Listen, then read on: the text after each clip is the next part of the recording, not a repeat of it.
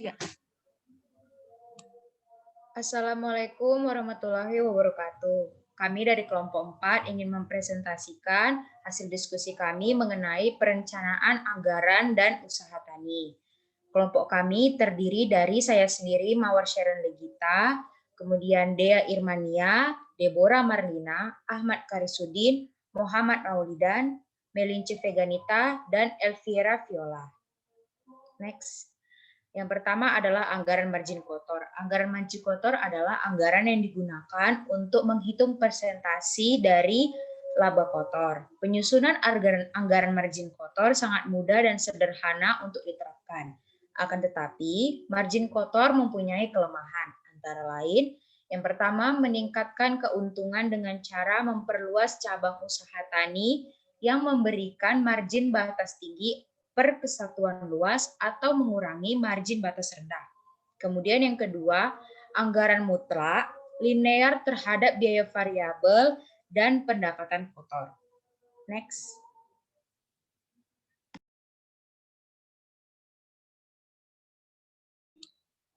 Berikut contoh dari anggaran margin kotor. Yang pertama untuk kedelai, yaitu tanpa perubahan biaya tetap. Yang pertama ada pendapatan kotor.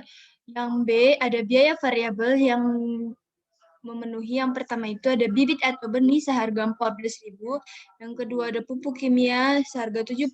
Yang ketiga ada pupuk organik seharga 7.100. Yang keempat ada pestisida seharga 3.900. Yang kelima ada sewa mesin atau traktor senilai Rp36.675, sehingga berjumlah Rp131.675. Yang C ada margin kotor senilai dengan Rp958.270. Yang D ada pertimbangan, termasuk yang pertama itu periode tunggu 110 hari, yang kedua ada tenaga kerja yang digunakan kurang lebih 60 hari kerja orang. Next.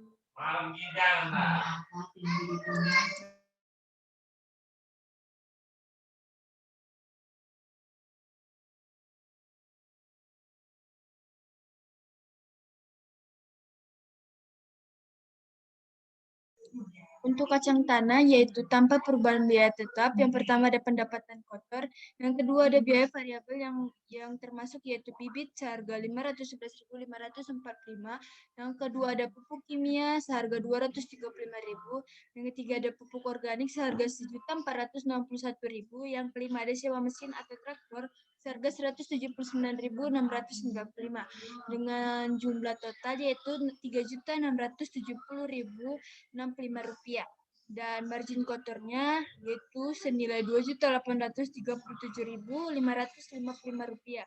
Yang D pertimbangan, yang pertama itu pertimbangannya periode tumbuh selama 12 hari, yang kedua memakai tenaga kerja digunakan kurang lebih 126 hari kerja orang.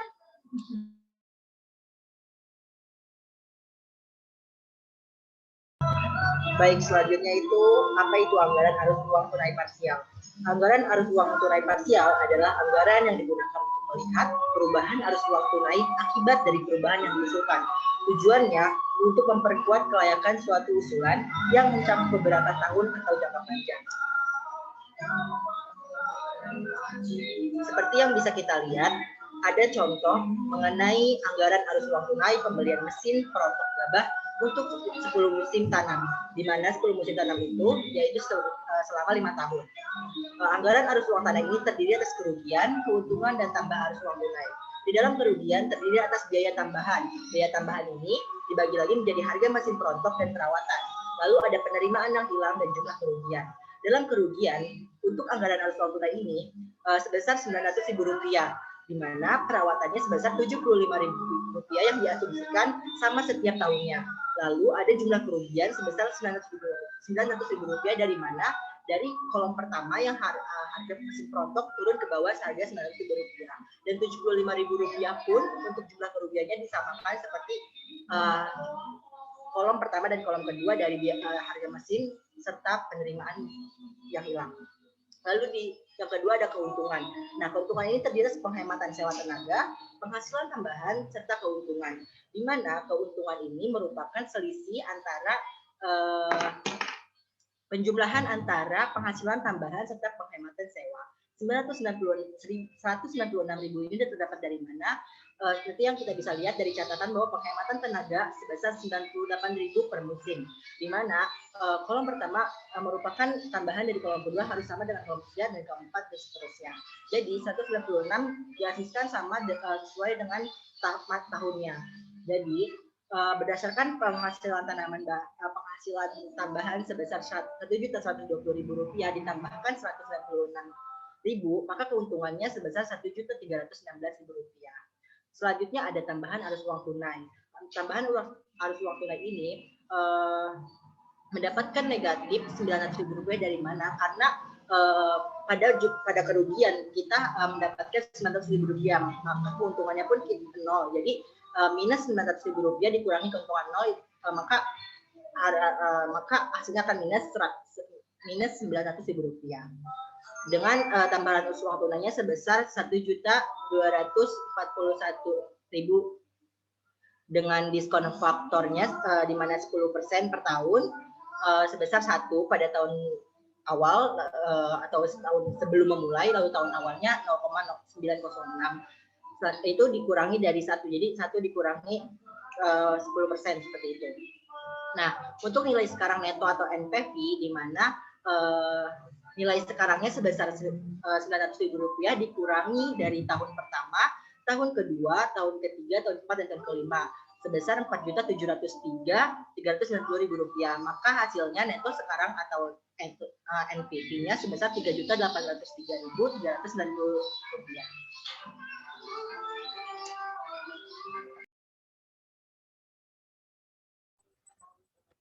Selanjutnya yaitu anggaran parametrik, di mana sebuah anggaran yang disusun berdasarkan perkiraan atau ramalan mengenai berbagai macam ketidakpastian dan harga yang akan mendatang.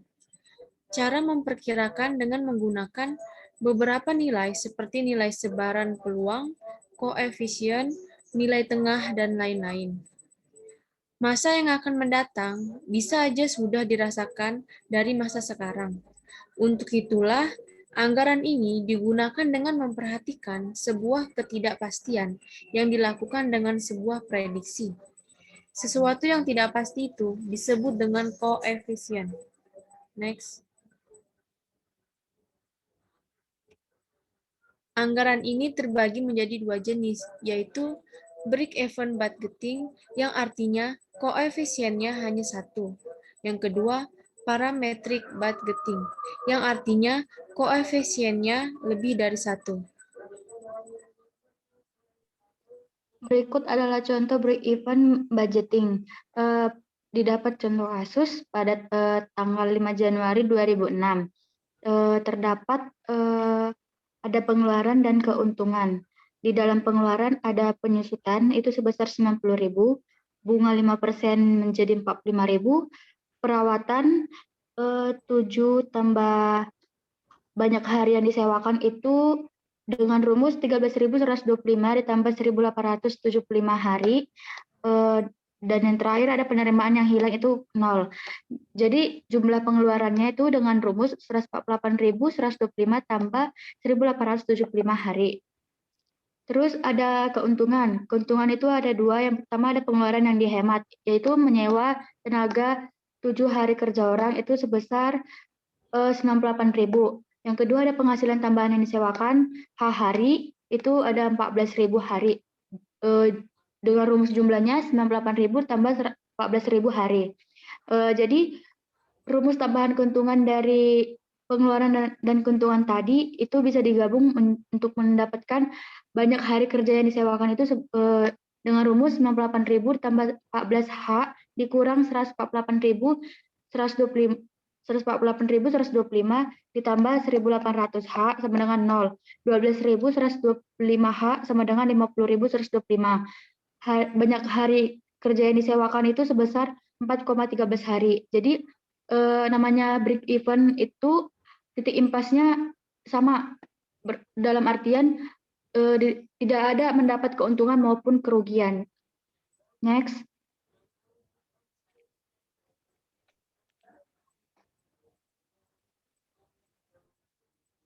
Yang kedua ada contoh parametric budgeting dalam pembelian mesin alat gabah pada tanggal 5 Januari 2006 juga terdapat, akan tetapi di dalam kasus ini ditambahin dengan adanya umur ekonomis dan perawatan per hari kerja serta perhitungan per musim tanam. Yang pertama ada pengeluaran. Pengeluaran itu ada biaya tambahan, ada penyusutan itu sebesar 900.000 per T, ada bunganya sebesar 45.000, ada perawatannya dengan rumus F kali 7 tambah H. Terus penerimaan yang hilangnya kosong, berarti didapat jumlah rumusnya itu sebesar 900.000 per T ditambah 45.000 tambah F kali 7 tambah H. Dengan keuntungan ada 3, pengeluaran yang dihemat menyewa tenaga 7 hari kerja orang itu sebesar 98.000. Yang kedua ada penghasilan tambahan yang disewakan H hari itu sebesar 14.000 H dengan jumlah keuntungannya itu menjadi rumusnya 98.000 tambah 14.000 H. Jadi total tambahan keuntungan dari kedua tabel tadi didapat dengan rumus 98.000 tambah 14.000 H dikurang 900.000 per T tambah 45.000 tambah F kali 7 tambah H sama dengan 0. 53.000 tambah 14.000 H dikurang 900.000 per T dikurang 7F dikurang FH sama dengan 0.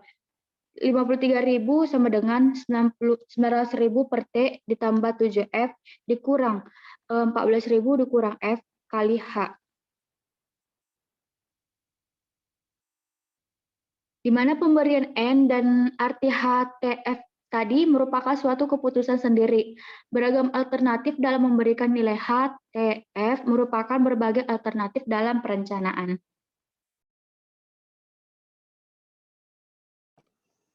Selanjutnya ada anggaran enterprise. Anggaran enterprise adalah anggaran yang digunakan untuk menentukan perkiraan pengeluaran dan pendapatan suatu cabang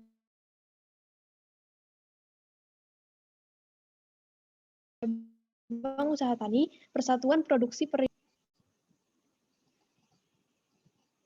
Next. BEP dalam biaya enterprise terbagi menjadi 3, yaitu yang pertama ada BEP produk, yang kedua ada BEP penjualan, yang ketiga ada BEP harga. Baik, selanjutnya perhitungan biaya enterprise. Di sini bisa kita lihat ada BEP penjualan, BEP produk, dan BEP harga. Untuk BEP penjualan rumusnya fixed cost per 1 min average variable cost per P. P di sini adalah harga. Lalu BEP produk sama dengan fixed cost per P min AVC dikali satu satuan. Satuan di sini tergantung usaha tani yang dilakukan. Bisa satuan liter, satuan kilogram, dan yang lain-lainnya. Lalu ada BEP harga, rumusnya total cost dibagi Y. Y di sini adalah jumlah produksi yang dihasilkan dalam usaha tani itu dalam waktu 1 hari. Oke, next. Selanjutnya langsung saja kita coba untuk membahas contohnya. Pertama, diketahui suatu usaha tani sapi perah yang menghasilkan 11 liter susu per hari per ekor. Tiap liter susu ditetapkan harga 2.200. Nah, pertama kita harus menentukan pendapatan kotornya. Di sini bisa kita hitung untuk setiap harinya mendapat 24.200. Setelah itu kita menentukan biaya variabelnya. Di sini ada pakan, tenaga kerja, obat-obatan, biaya sapi kering, dan lain-lain. Jika dijumlahkan, bisa kita ketahui bersama di sini adalah 13.200. Lalu menetapkan biaya tetap. Di sini biaya tetap dari penyusutan sapi, penyusutan kandang, dan penyusutan alat didapat dari hasil 828.000 dibagi 360 hari. Di mana di sini diketahui untuk penyusutan sapi, kandang, dan peralatan dalam satuan tahun harus dirubah ke hari terlebih dahulu. Sehingga bisa didapatkan hasil untuk penyusutan sapi sebesar 2.300, penyusutan kandang 300, dan penyusutan alat 700. dijumlah jadi 3.300. Selanjutnya, total biayanya di sini didapat dari biaya variabel ditambah biaya tetap. Totalnya 16.500 dan pendapatannya di sini adalah 7.700. Oke, next. Setelah diketahui setiap komponennya, kita menentukan BEP-nya. Yang pertama adalah BEP produk. Di sini dari yang diketahui dimasukkan saja ke rumus. Jadi 3.300 dibagi 2.200 dikurangi 1.200 dikali 1 liter. Hasilnya 3,3 liter. Ini untuk BEP produknya. Lalu BEP penjualannya di sini dimasukkan saja ke rumus. Ya, jadinya 3.300 dibagi 1 dikurangi 1.200 dibagi 2.200 hasilnya 7.260 rupiah. Dan yang terakhir BEP harganya yakni TC per Y 16.500 dibagi 11 hasilnya 1.500. Ini semuanya adalah BEP-nya. Jadi bisa kita tarik suatu interpretasi dari hasil tadi bahwa harga yang direncanakan jauh di atas BEP, di mana nilai BEP harganya sendiri 1.500, sedangkan harga jualnya 2.200. Sehingga bila rencana tersebut diaplikasikan pasti menguntungkan. Di sini bisa kita lihat keuntungannya bukan dari BEP harganya saja, bisa kita lihat dari BEP produk dan BEP penjualannya. Tadi jelas BEP-nya itu terletak jauh dari harga yang ditentukan. Seperti itu. Next.